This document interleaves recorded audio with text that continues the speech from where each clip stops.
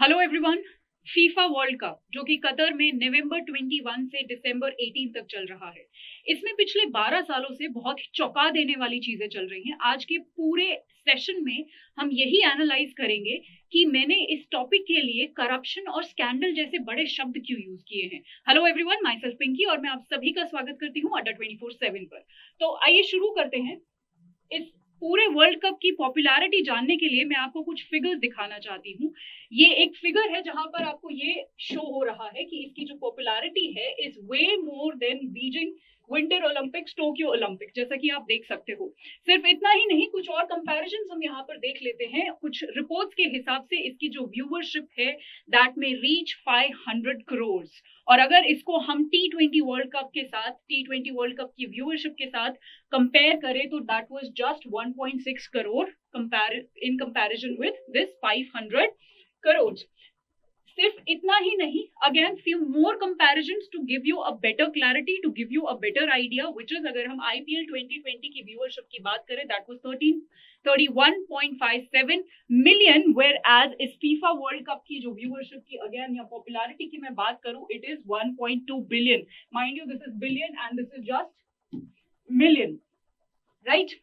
Now not just in terms of viewership, ये जो पूरा वर्ल्ड कप है ये प्राइज मनी और बहुत ही डिफरेंट डिफरेंट एस्पेक्ट्स और एंगल्स पर बहुत पॉपुलर और फेमस है। उसमें से एक एस्पेक्ट हम यहाँ पर प्राइज मनी की देख लेते हैं, जो आप यहाँ पर देख सकते हो 1982 से, जैसा कि हम देख सकते हैं। अगर मैं आपको 2018 तक का एक ग्राफ बताऊं, एक पूरा टाइमलाइन बताऊं, तो इसका जो प्राइज मनी है वो काफी हद तक इवॉल्व हुआ है, इंक्रीज हुआ है, और अभी 2022 में तो और भी ज्यादा डेफिनेटली ये इंक्रीज हुआ है। अगर मैं आपको प्रिसाइज फिगर्स बताऊं तो फिगर्स यहाँ पर है 38 मिलियन। यहाँ पर मैं प्राइस मनी की एग्जैक्ट फिगर्स की बात कर रही हूँ, which has increase even further 2022 में, जब से कतर ने इसकी बिडिंग जीती है। अगेन मैं इसको कुछ और डेटास के साथ या फिर कुछ और वर्ल्ड कप के साथ कंपेयर करना चाहूंगी ताकि आपको एक बेटर क्लैरिटी आए। तो T20 का प्राइस मनी हम देख लेते हैं, which is just 1.6 million if we compare it with 38 million of FIFA World cup,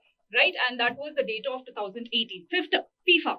FIFA is International Federation of Association, जो कि 1904 में बना था, right? इसका जो हेडक्वार्टर है वो स्विट्जरलैंड में है और इसके जो है 6 रीजनल कन्फेडरेशन है।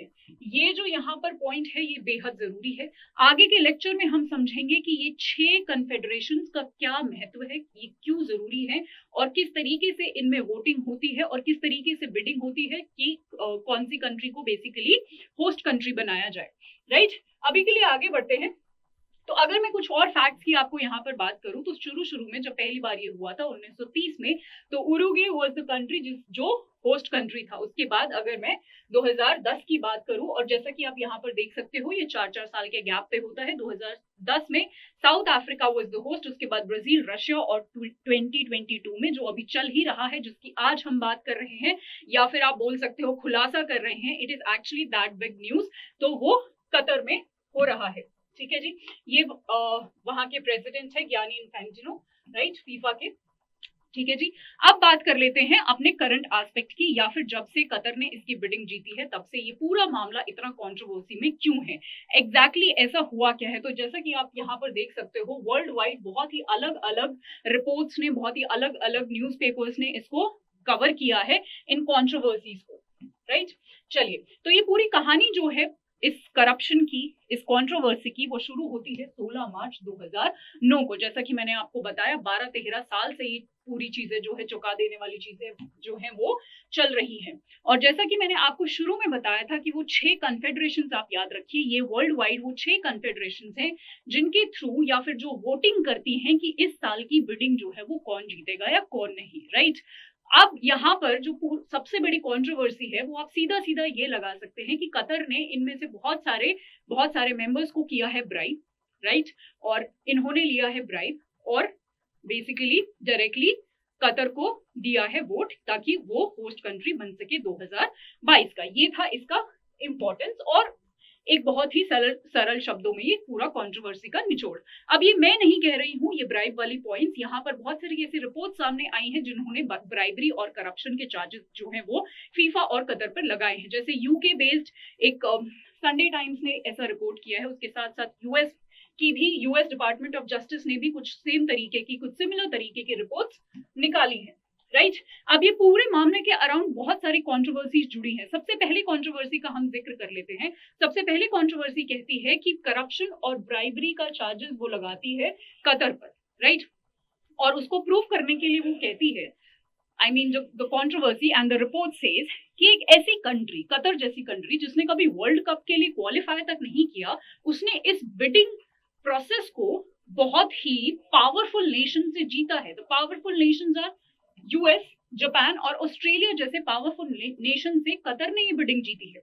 तो ये अपने आप में एक चौंका देने वाला पॉइंट है और शायद कोई भी समझेगा कि किस तरीके से ये जीती गई है। कंट्रोवर्सी नंबर 2, ऐसा माना जाता है कि कतर के पास 2010 तक बिल्कुल भी इंफ्रास्ट्रक्चर नहीं था कि वो कोई भी या किसी भी तरीके का वर्ल्ड कप होस्ट करवा सके, राइट। इनफैक्ट उनके पास सिर्फ एक स्टेडियम था, राइट। ना कोई एयरपोर्ट्स थे, ना कोई होटल्स थे, और उन्होंने 12 साल में सब कुछ खड़ा किया और $220 बिलियन का इन्वेस्टमेंट किया। इस तरीके से इस कदर उन्होंने पैसा बहाया। और सिर्फ इतना ही नहीं, बहुत सारे लेबर्स का उन्होंने बहुत ही बुरी तरीके से एक्सप्लॉयटेशन किया है, उन पर ज्यादा वर्किंग आवर्स थोप के, या फिर आप बोल सकते हो उनको ज्यादा प्रेशराइज करके, उनको फिजिकली और सेक्सुअली अब्यूज करके। और इसका नतीजा ये हुआ कि बहुत सारे वर्कर्स की डेथ रिपोर्ट हुई है। अराउंड 6,500 वर्कर्स की डेथ रिपोर्ट हुई है इस पूरे प्रोसेस के दौरान, and those workers were from India, Pakistan, Nepal and Bangladesh. So you need to remember this as well. Controversy number 3, तीसरी कंट्रोवर्सी की बात करते हैं तो ह्यूमन राइट अब्यूजेस या ह्यूमन राइट वायलेशंस इस देश में बहुत ज्यादा होते हैं।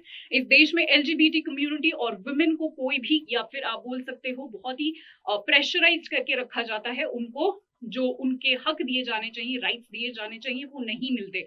अब एक ऐसी कंट्री जो अपना इंटरनेशनल स्तर पर इन्फ्लुएंस बनाने की कोशिश कर रही है, उनके नेशनल मुद्दों का क्या, वो अपने नेशनल ह्यूमन राइट्स में तो इतने पिछड़े हुए हैं और वो अपने इंटरनेशनल इन्फ्लुएंस को बढ़ाने की कोशिश कर रहे हैं, जो अपने आप में एक कंट्रोवर्शियल पॉइंट है। Now next controversy number 4, it says, देखिए इस कंट्रोवर्सी से साफ साफ पता चल रहा है कि जो कतर है वो अपना जो करप्शन है, या फिर आप बोल सकते हो अपनी जो भी जिस तरीके से उन्होंने ये बिडिंग प्रोसेस जीता है, उसको शैडो करने के लिए, उसको कहीं ना कहीं मास्क करने के लिए कुछ अच्छी चीजें करने की और कहने की कोशिश कर रहा है।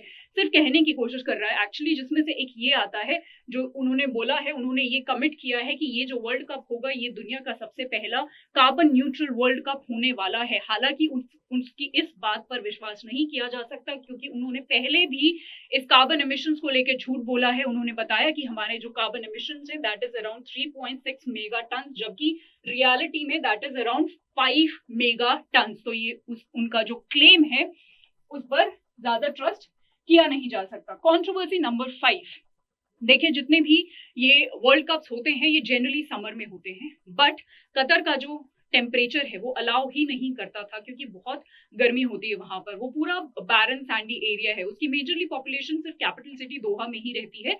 वैसे वो सिटी बहुत सारी जो उसकी जगहें हैं वो रहने लायक नहीं है, क्योंकि टेम्परेचर बहुत ज्यादा रहता है, right. It is not possible only, it is not feasible only temperature की वजह से, राइट।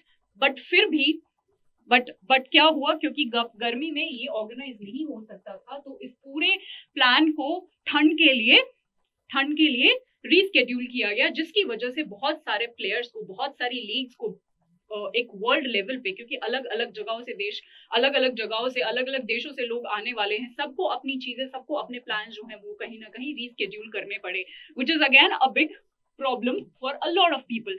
अब सबसे बड़ा सवाल आज का कि कतर को ये बिडिंग, या फिर कतर इस बिडिंग में जीता कैसे, सबसे बड़ा सवाल यही होता है।